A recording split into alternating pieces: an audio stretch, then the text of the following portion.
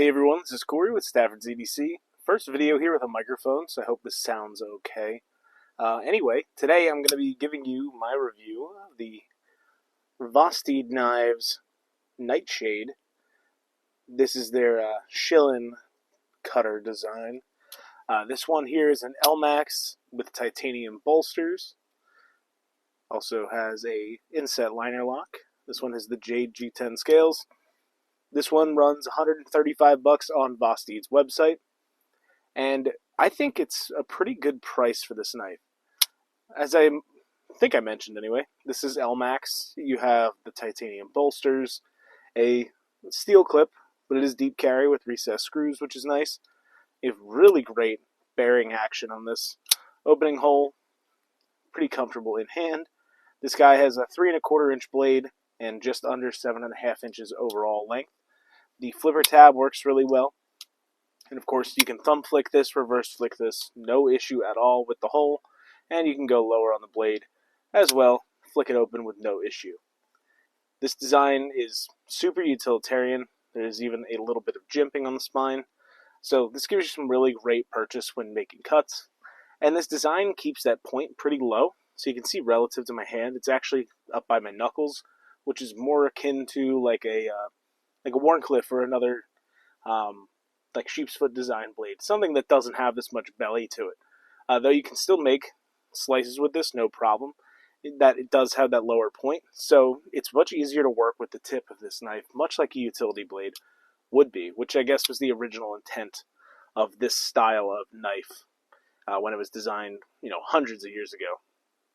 At this point, you have a lanyard hole there between the two screws on the back, in case that is your thing. It is certainly not mine, so that's why there's not one on here. The clip is not reversible, so no left-handed carry for this one. The left-handed deployment is super easy, not an issue at all. As you can see, no problem. And it's even pretty comfortable in hand. The pinky doesn't have the best landing spot if you're left-handed and have larger hands like me, but you can kind of squeeze your hand down a little further. I wouldn't suggest it, though. Definitely more comfortable for a right-handed person. Where I don't notice the clip nearly as much. It does still stick up a little bit, and you do kind of get that into the fat of your hand right there. You can kind of see the mark it's leaving. It's not incredibly uncomfortable, though. It's just kind of where it is landing. So that is worth keeping in mind. The action on this, really good. D10 is nice. It might be like a little bit on the light side, but it deploys every time. One thing about this design that kind of irks me is that the flipper tab hits you in the thumb right away, and then the bearing action's phenomenal. It drops the rest of the way, no issue. You can activate that lock bar lower like I just did to avoid that flipper tab, but I think one of the cool things you could do with this knife is if you ground off the flipper tab. Doing a flipper delete on this would leave you with a nice easy opening hole, and then you wouldn't have anything sticking out from the back of the knife. Pocket pecker, as Nick Shabazz calls it. No flipper tab, which I don't know about you guys. I'm not a huge fan of flippers. They're fine. They obviously function completely normally, and it is a good, reliable way of deploying a knife. But it's not always my favorite. I'd prefer a hole or a thumb stud, some opening method that I have more control over.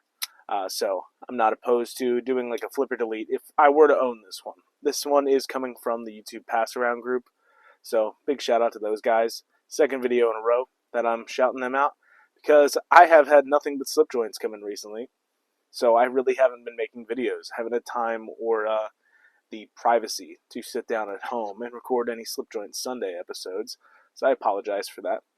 But I'm glad I'm able to bring you guys these reviews from the car. Ultimately, you have a nice tall blade with a pretty thin flat grind.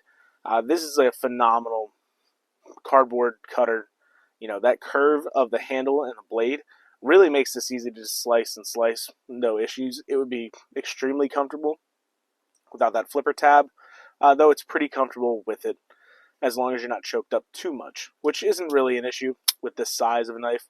There's, like I said, pretty much plenty of room. You can see my whole hand gets on there. I wear large size gloves, so not really a huge problem, but still something to keep in mind when you are thinking about getting one of these. The finish is like a like a bead blast, kind of what it looks like here. You can see there's like some staining going on there. I'm not sure what that's from exactly. I might have cut a lemon with this when it first came in, but I imagine it'll clean off with some alcohol. But yeah, it's kind of a bead blasted finish, which is not my favorite finish for knives. It might be more of like a stone wash of some type. Yeah, maybe it's more of a stone wash. It's not as uniform as I thought it was. Kershaw does a lot of bead blasts, which they rust so easy. I don't know why they do that. But yeah, more of a stone wash for sure.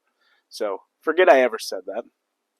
But nevertheless, that's your blade finish. You have a nice finish on the bolsters as well, which have some kind of a blast to them. I do know that. And the G10's fine. There are other handle options available on the Vosteed website, though I don't know what the pricing difference is for those. I did not look at the other prices because that's not the model I'm reviewing. I think that's everything. This one's a little longer than the last video I recorded, so that's great for me. Not rambling so fast that the video is only 4 minutes long. But yeah, the Nightshade is one of those designs where I've had the mini Nightshade in before, and I believe that video has been posted.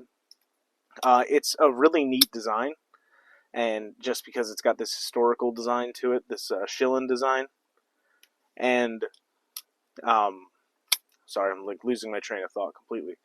It's just a neat knife. It's something that you don't see often. A unique design, and the deployment methods have always been good. The locks have always been really solid on these, and the action has been phenomenal on these as well. So definitely not knives to complain about. Vosteed does a pretty good job, and this model anyway, these examples that I've handled recently are no exception. They did a good job with these as well.